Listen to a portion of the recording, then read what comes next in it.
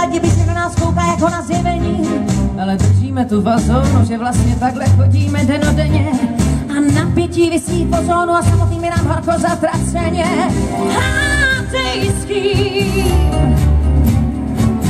nejraději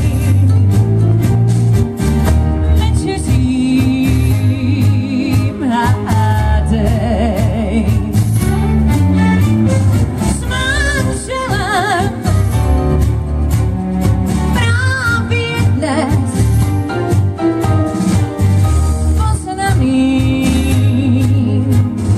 Yes. Jsme vždycky plné jako včelička a ničeho nám líto není. Tahle každodenní rozpička má za důsledek malé potěšení, že všude si nás náš běh zájem